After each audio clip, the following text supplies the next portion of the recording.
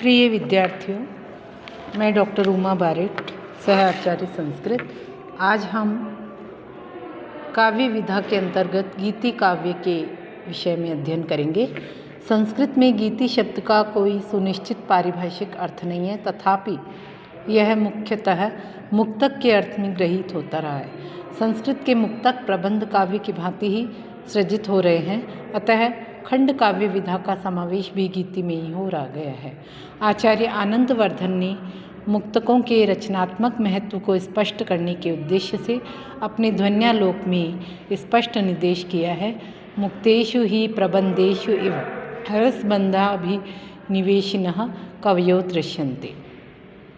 यह कवि के कवित्व सामर्थ्य पर निर्भर करता है कि वह गीति की रचना प्रबंधात्मक रूप में करता है या मुक्त रूप में। कवि द्वारा रचित ये गीति काव्य भावात्मक या भाव प्रधान होते हैं। इनमें गेय पदों का सृजन भी किया जा सकता है। आद्योपांत एक ही छंद अपनाया जा सकता है। यदि भिन्न भिन्न छंदों का आश्रय लेना पड़े तो भी कोई आपत्ति नहीं। अनुभूति, भावुकता, यथार्थ, मार्मिकता एवं प्रबोध इन काव्यों में पाए जाने वाले मुख्य तत्व है। यथावसर प्रकृति चित्रण, ऋतु वर्णन, सौंदर्य चित्रण आदि को अपनाया जा सकता है। दृश्य चित्रण, बिंब विधान एवं रूपक के माध्यम से भावाभिव्यंजना भी इनमें देखी जाती है। महाकवि कालिदास के गीति काव्य के अंतर्गत हम अध्ययन करें तो संस्कृत गीति काव्यों की परंपरा में भी महाकवि कालिदास निश्चित रूप से अग्रणी रहे हैं। उनका मेघदूत प्रबंधात्मक गीति काव्य का अनुपम उदाहरण है, जबकि ऋतुसंहार मुक्तक गीति का उदाहरण कहा जा सकता है। मेघदूत विरही यक्ष की मनोव्यथा का मार्मिक तथा हृदय स्पर्शी चित्रण करने वाला श्रृंगारिक गीति काव्य है, जिसमें प्रांजल एवं परिष्कृत भाषा तथा गेय मंदाक्रांता छंद के माध्यम से सुकुमार कल्पनाओं को हृदय में संजोए हुए विरही यक्ष अपनी तन्वंगी श्यामा प्रिया के लिए मेघ द्वारा संदेश प्रेषित करता है। विरह का संदेश मेघदूत की वह अमर गीति है जिसे गाकर पाठक सहज ही काव्य रस के अगाध समुद्र में डूब जाता है।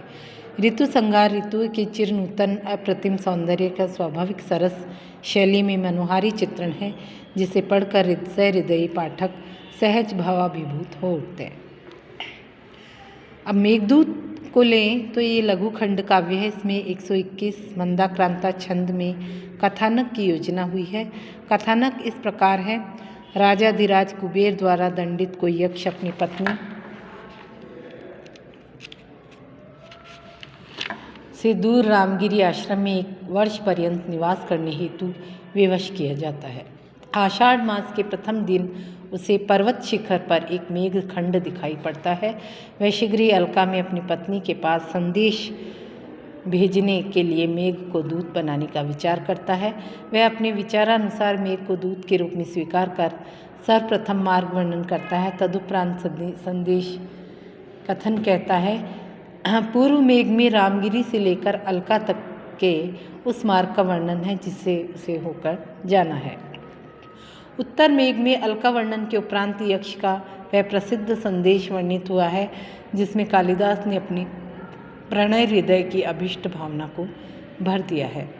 जहाँ पूर्व मेघ में कवि ने कल्पना पक्ष का प्राचुर्यन प्रयोग किया है, वहीं उत्तर मेघ में भावना पक्ष का भावों की तरलता का चरमोत्कर्ष यह स्वीकार करने को विवश कर देता है कि मेघदूत कवि के वैयक्तिक अनुभवों का स्पंदन है। काव्य कलेवर की दृष्टि से मेघदूत भारतवर्ष की देवमातृका भूमि पर श्रृंगार एवं आत्मा की चैतन्य परिपूर्णता है। इस प्रकार से महाकवि कालिदास की अप्रतिम प्रतिभा का चूड़ांत निदर्शन हमें मेघदूत में मिलता है और गीति काव्यों का यह चूड़ामणि है।